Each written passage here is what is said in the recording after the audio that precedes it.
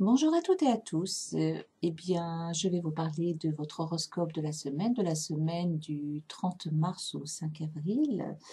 Donc, ça va être une très très bonne semaine pour beaucoup d'entre nous, hein, puisque nous avons de superbes configurations astrales. Alors, les signes du zodiaque qui seront sur le devant de la scène, ce sera les natifs du Bélier, les natifs du Lion et les natifs du Sagittaire. Là, vous constaterez un regain d'optimisme, un regain de confiance en vous-même. Vous pourrez même éventuellement vous sentir pousser des ailes pour réaliser de grandes choses. Vous respirerez davantage la joie de vivre. Vous irez beaucoup plus facilement de l'avant. Alors c'est vrai que c'est une tendance un petit peu, je dirais, naturelle de votre personnalité, mais avec ces deux transits de Mercure au trigone à Saturne et au trigone à Jupiter, ce sont des tendances qui vont davantage s'accentuer. Donc retenez que c'est une semaine idéale pour avancer à pas de géant. Alors si vous n'êtes pas natif ni du Bélier, ni du Sagittaire et ni du signe du Lion, ça ne veut pas dire pour autant que vous n'allez pas pouvoir bénéficier des énergies de ces planètes. Mais en tout cas, ces configurations astrales vous indiquent qu'il serait bon d'intégrer en vous les qualités d'un Mercure en Bélier, les qualités d'un Jupiter en Lion et les qualités d'un Saturne sur le Sagittaire. Alors concrètement, qu'est-ce que ça veut dire?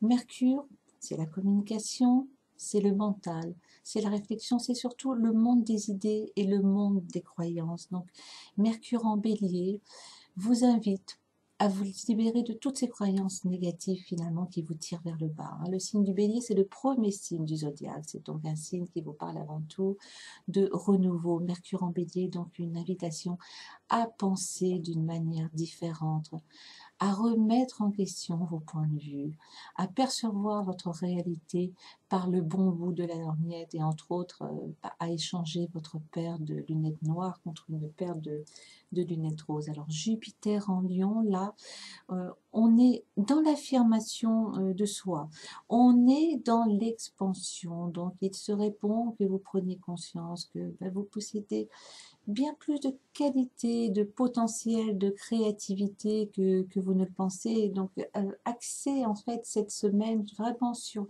le contenu de vos pensées, sur votre mental.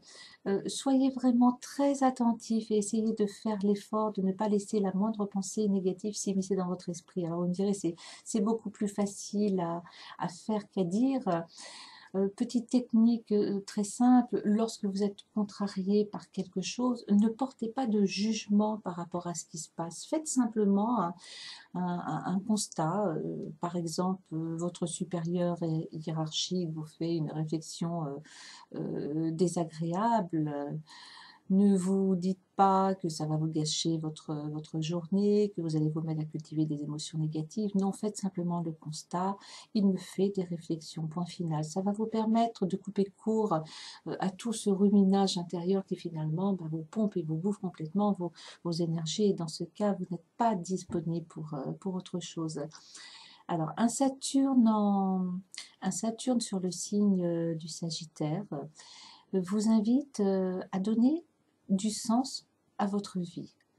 Alors, vous n'êtes pas figé dans une situation jusqu'à la fin de vos jours qui ne vous convient pas. Si le métier que vous exercez ne correspond pas vraiment à vos attentes, si votre vie amoureuse, c'est pas vraiment la panacée, autorisez-vous tout simplement à donner du sens à votre vie, à faire le bilan de ce qui est vraiment important pour vous, à changer tout simplement vos croyances. Les croyances qui sont limitantes, comme par exemple ce n'est pas la peine que je tente de changer d'emploi puisque de toute façon nous sommes en période de crise. Ça, c'est ce qu'on appelle une pensée limitante. Elle est plutôt dans le positif, à savoir j'ai du potentiel, j'ai des capacités, je suis tout à fait en mesure de décrocher un emploi qui correspondra davantage à mes attentes. Alors ça ne veut pas dire que votre situation va se débloquer du jour au lendemain, bien évidemment, hein, mais le fait de changer vos croyances, ça va vraiment dégager vos horizons parce qu'il faut que vous gardiez à l'esprit que ce qui se passe dans votre vie, c'est le reflet de ce qui se passe à l'intérieur de vous. Donc si vous espérez des changements concrets dans votre existence, ça doit passer avant tout par des changements intérieurs. Alors le fait de changer déjà vos croyances, de changer votre mode de pensée, c'est déjà un travail énorme, mais ce n'est pas tout. Il faut passer à l'action, mais ça va de soi. Et il faut prendre également soin de votre ressenti, des sentiments que vous éprouvez au fond de vous, en fait de la nature de vos émotions, parce que ce sont les émotions, c'est un moteur, c'est ça qui va faire bouger les choses. Alors pendant cette semaine, les émotions, c'est donc la lune en astrologie.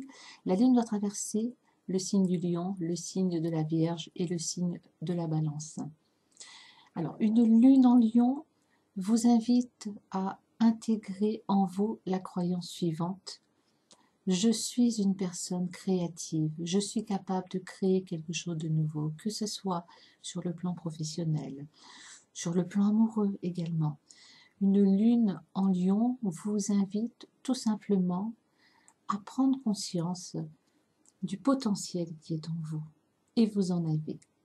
Concernant une lune en vierge, elle vous dit: je suis organisée, je suis quelqu'un de méthodique, je suis quelqu'un de perfectionniste. Et on sait bien que ce sont des qualités qui sont indispensables lorsque on veut mener à bien un projet.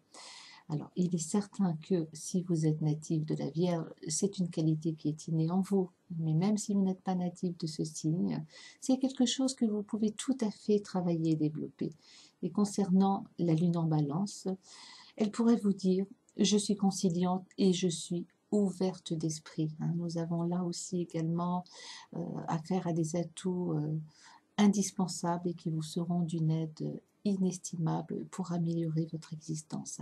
Alors pour conclure concernant cet horoscope de la semaine, axez vraiment votre attention sur votre mental, sur ce qui se passe dans votre tête, sur les discours intérieurs que vous vous tenez. Soyez vigilants à ce niveau-là, parce que la pensée, elle est créatrice. C'est une réalité, ce n'est absolument pas une utopie.